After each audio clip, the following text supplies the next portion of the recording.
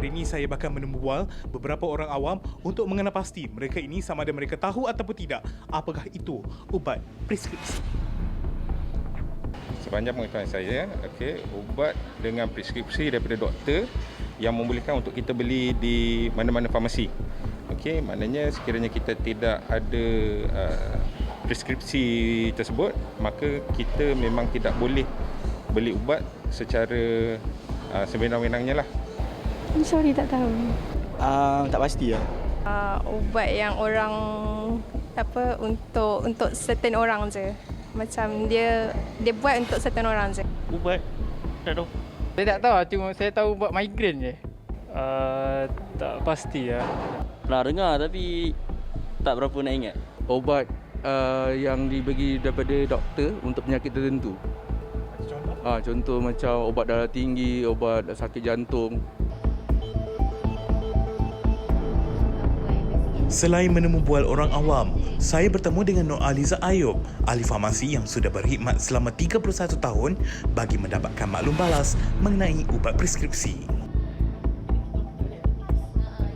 Tanpa prescription yang lengkap, kami farmasi tak boleh supply ubat. Sebab prescription tu consider as our surat rasmi antara doktor dengan farmasi. Kami minta maaf, kami memang tidak boleh memberi ubat-ubatan tersebut unless emergency case, minta patient simpan semua rekod perubatan sendiri dalam satu buku kecil.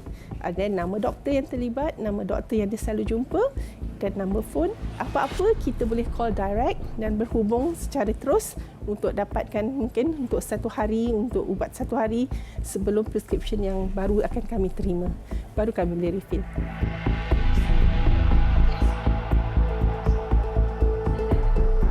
Itu dia tadi antara pendapat orang ramai mengenai ubat preskripsi dan berdasarkan laporan yang Faris kongsikan itu tadi, nampaknya masih ramai lagi yang tidak mengetahui apa itu ubat preskripsi. Kalau tadi Fazli sudah membincangkan perkara mengenai penyalahgunaan jualan ubat preskripsi dan sekarang kita nak cakap pula mengenai ubat. Adakah anda tahu dan anda kenal mengenai ubat yang anda amalkan itu? Dan sebenarnya ubat ni kita tak boleh makan secara sembarangan dan sebagainya kerana ia boleh memberikan kesan mudarat kepada kesihatan kita. Dan untuk memperincikan mengenai perkara ini, bersama saya di studio pada hari ini adalah Dr. Zulhilmi Yaakob, pakar perunding kardiologi, Hospital Pakar KPJ Tawakal KL. Assalamualaikum Doktor. Waalaikumsalam. Khabar sihat? Alhamdulillah sihat. Okey, baik Doktor. Kita lihat kan terdapat pelbagai banyak sangat lambakan ubat-ubat yang ada di pasaran sekarang.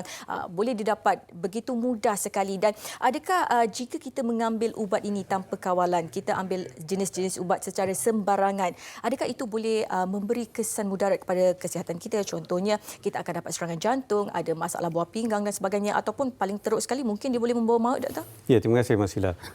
Apa yang kita faham ialah apakah maksud preskripsi ataupun prescription ya. Dalam satu kertas yang kita panggil preskripsi itu, biasanya seorang doktor tu akan tulis satu nama ubat yang spesifik dan dos yang spesifik untuk jangka masa yang spesifik, untuk individu yang spesifik juga. Ya, jadi maknanya ubat ni adalah sesuatu yang kita tak boleh ambil main-main, kena ambil serius.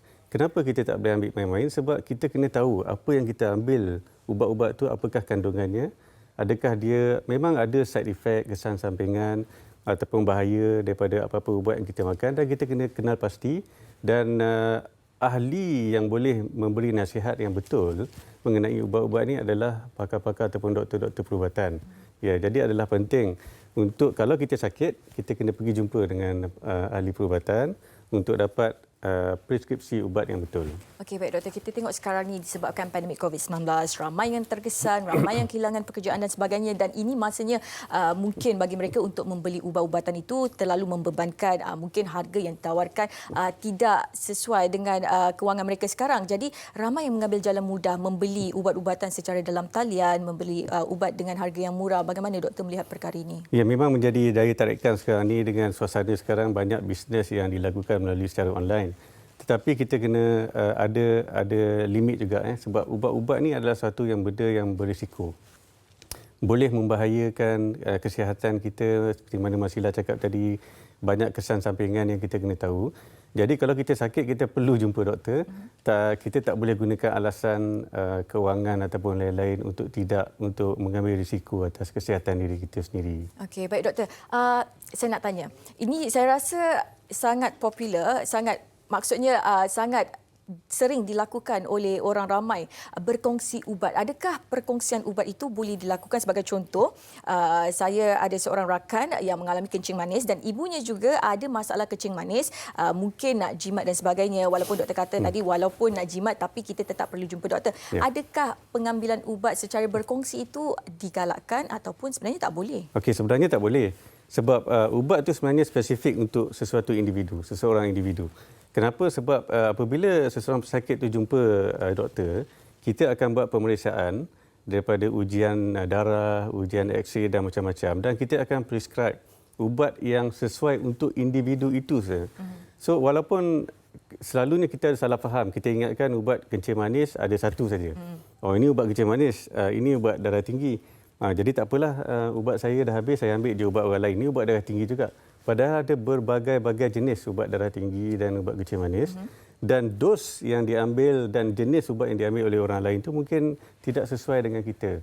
Jadi janganlah berkongsi ubat. Okey, maknanya walaupun kita ada simptom yang sama tapi kita tak boleh berkongsi ubat. Betul, betul. Dan saya ada terbaca bahawa kalau dos yang diberikan itu bergantung kepada berat badan seseorang. Betul. Secara amnya memang berat badan yang lebih tinggi memerlukan dos yang lebih tinggilah. Secara amnya. Tapi selalunya ubat-ubat sakit-sakit kronik ni biasanya dia ada dos yang tertentu yang dah fix ya. Sama ada low dose ataupun high dose. Tapi biasanya kalau berat badan yang tinggi tu kita bagi dos yang lebih tinggi. So maknanya ubat tu dia hanya sesuai untuk individu tertentu. Dia unik. Kita tak boleh kongsi-kongsi. Mungkin sebab keadaan kesihatan seseorang tu contohnya dia ada masalah buah pinggang sikit. Jadi dia sesuai untuk makan ubat darah tinggi yang jenis A. Tapi kalau seorang lagi ada darah tinggi juga, tapi buah pinggang dia tak ada masalah, dia sesuai makan ubat darah tinggi yang jenis B. Jadi kita tak boleh campur-campur. Dia sangat unik. Jadi doktor, kalau dalam kategori kumpulan B ni penyakit-penyakit seperti jantung, kencing manis, darah tinggi, cair darah dan sebagainya, adakah katanya ubat-ubatan kronik ini perlu diambil seumur hidup. Jadi ramai yang takut kata kalau kita makan ubat hospital ni nanti ada masalah buah pinggang lah dan sebagainya. Lepas tu tak pergi hospital, tak ambil ubat hospital, cari ubat lain. Macam mana doktor melihat perkara ni? Okey, memang sakit-sakit kronik ni seperti sakit jantung, darah tinggi, kencing manis memang bila kita ada masalah tu memang kita kena bergantung pada ubat. Ubat-ubat ni memang kena ambil berterusan setiap hari untuk semua hidup. Ya. Sekarang saya dapati ada seolah-olah salah faham di kalangan masyarakat Malaysia. Apabila kita dah ada darah tinggi ataupun kencing manis atau apa-apa sakit kronik dan kita disarankan untuk makan ubat yang berpanjangan, akan ada satu ketakutan, prejudis ataupun stereotip ubat-ubat ni akan lama kelamaan bahan kimia ni akan merosakkan buah pinggang. Sebenarnya tidak. Sebenarnya tidak. Punca buah pinggang rosak adalah kencing manis dan darah tinggi. Penyakit kencing manis dan darah tinggi yang tidak dikawal itu yang akan merosakkan buah pinggang. Jadi kalau pesakit itu makan ubat dan mengawal kencing manis dan darah tingginya, buah pinggangnya akan selamat. Itu adalah sangat popular salah faham ini di kalangan masyarakat dan ini juga mungkin membuatkan kita lebih senang mempercayai ubat-ubat yang ataupun membuatkan ubat-ubat lain ni lebih menarik ya. Sebab mungkinlah dikatakan selamat ke ataupun menggunakan bahan tertentu yang tidak merosakkan buah pinggang ya. Ubat-ubat yang kita guna di hospital memang dah terbukti dengan kajian yang bertahun-tahun lamanya yang menggunakan berpuluh-puluh ribu pesakit dan dijalankan di seluruh dunia dan dah telah terbukti dengan ilmu disiplin yang sangat ketat ya. Dua benda, keberkesanannya, efikasinya dan juga safety, in terms keselamatannya. Jadi jangan ragu-ragu. kalau ada sakit kronik seperti sakit jantung, darah tinggi ataupun kencing manis, jangan takut untuk makan ubat seumur hidup. Okey, jadi maksudnya dengan pengambilan ubat secara berterusan tu tidak akan mendatangkan kesan buruk terhadap buah pinggang lah. Ini antara orang kata pemikiran yang salah daripada masyarakat kita. Memang kalau secara amnya saya nak kata tidak garanti 100% pada semua orang, memang tak boleh. Tetapi kalau ada setengah-setengah ubat tu memang ada risiko yang kecil yang boleh merosakkan sikit buah pinggang ataupun kesan sampingan yang lain. Tapi kesan-kesan sampingan ini semua memang diketahui oleh doktor yang memberi ubat itu dan akan dipantau. Jadi setiap kali another point ialah apabila kita ada pesakit kronik, apabila kita makan ubat berterusan, kita tidak boleh beli ubat tu berterusan pergi farmasi saja ataupun beli ubat sendiri untuk 5-6 tahun tanpa membuat rawatan susulan. Sebab apabila kita ada darah tinggi dan kencing manis, kita perlu 3 bulan, 6 bulan sekali pergi jumpa doktor untuk cek darah, untuk pastikan kawalan darah tinggi dan kencing manis kita adalah terkawal dan untuk pantau kesan-kesan sampingan jika ada daripada ubat tu. Okey, itu maksudnya pentingnya untuk kita mendapatkan preskripsi daripada doktor supaya kita ni tak tersalah makan ubat. Yep, sebab tak semestinya ubat tu kita rasa boleh makan, ubat tu selamat. Sebenarnya dan tak bila selamat. beri ubat, kita kena jangan makan ubat tu berterusan tanpa membuat rawatan susulan dengan doktor untuk memantau kalau in term of dia punya efikasi, mantau dan juga pastikan ubat itu selamat. Okey, maksudnya rawatan susulan itu juga sangat penting. Betul. Okey, baik doktor. Kadang-kadang ada orang dia keliru bagaimana pengambilan ubat yang betul. Kalau kita pergi ke hospital dan sebagainya, kita akan dapat ubat. Di situ ada cara pengambilan, contohnya 2 kali sehari, selepas makan atau sebelum makan, pagi atau malam. Kadang-kadang ramai yang tak peduli, tak ambil cakna akan hal ini. Bagaimana? Okey, kalau boleh memang setiap ubat tu dia dah dari buat untuk jangka masa tertentu. Ada ubat yang apabila kita makan, dia bertahan level dia yang berkesan selama 12 jam. Jadi dia perlu diambil untuk 2 kali sehari. Ada ubat yang kena ambil 8 jam sekali, itu ubat yang 3 kali sehari. Dan ada yang sampai 4 kali, ada yang sampai 6 kali pun ada. Ada yang seminggu sekali pun ada, sebulan sekali. Macam-macam jenis ubat.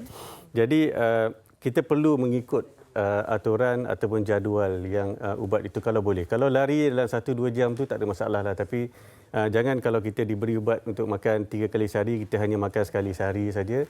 Nanti dia memang tidak akan berkesan lah. Maksudnya dia tak ada efek lah, kesan lah pada kesihatan kita. Kita akan jadi sakit tu akan senang datang semula ke atau bagaimana? Biasanya kalau contohnya kencing manis. Kencing manis ni apabila paras gula kita tinggi.